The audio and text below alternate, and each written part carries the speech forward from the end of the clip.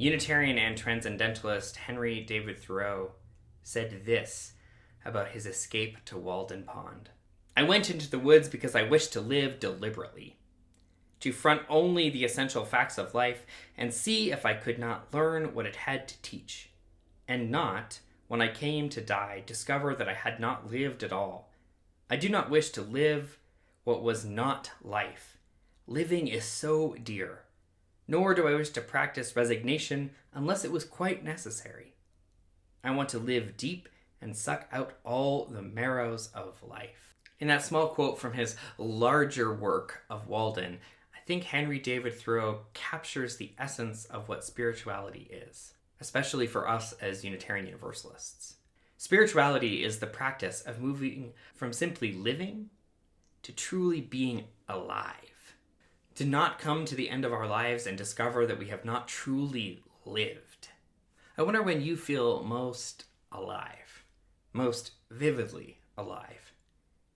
I know for a lot of us, there's a lot of baggage around this term spirituality.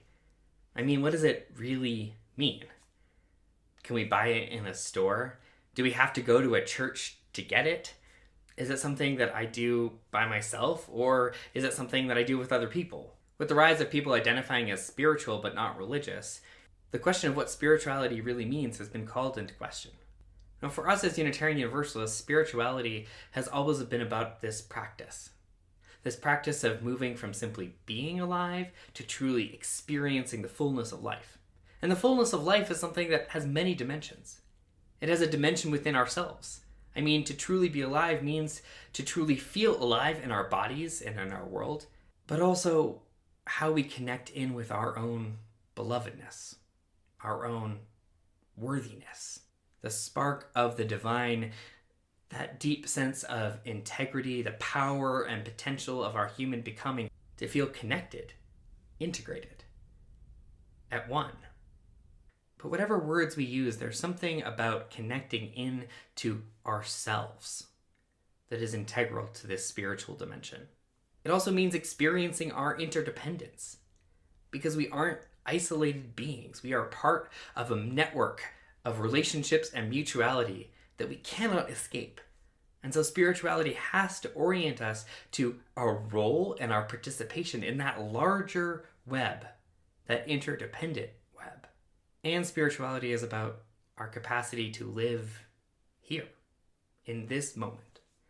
Not in some other plane, not in some other reality, but how we live here. How we witness the truth of life that is tangled with loss, pain, beauty, love, grief, and possibility. How do we live here?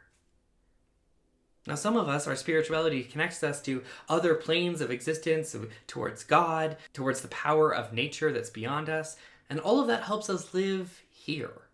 Spirituality is also a personal and collective journey. It's personal because your journey is personal to you.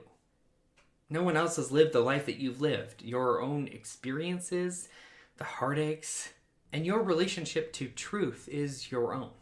What experiences help you connect to yourself, to others, and to the truth of life is personal to you.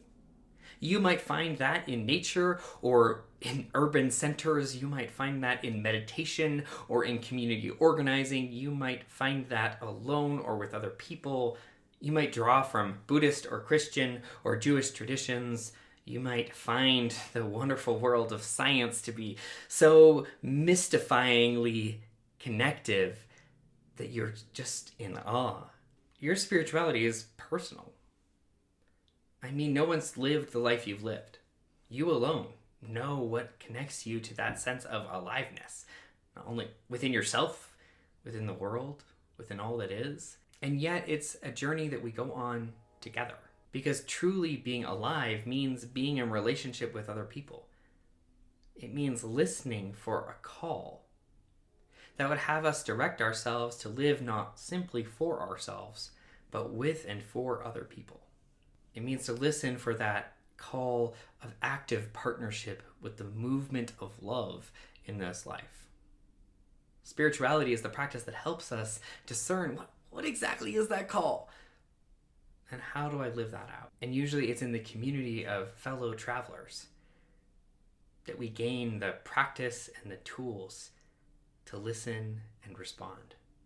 Spirituality is also a practice that we develop. It's a muscle that we have to grow. It's not easy, but like anything challenging in life, and that's why a big focus of this course is developing your own spiritual grounding and resilience guide, because it's about you. So in your workbook, I want you to do some reflecting.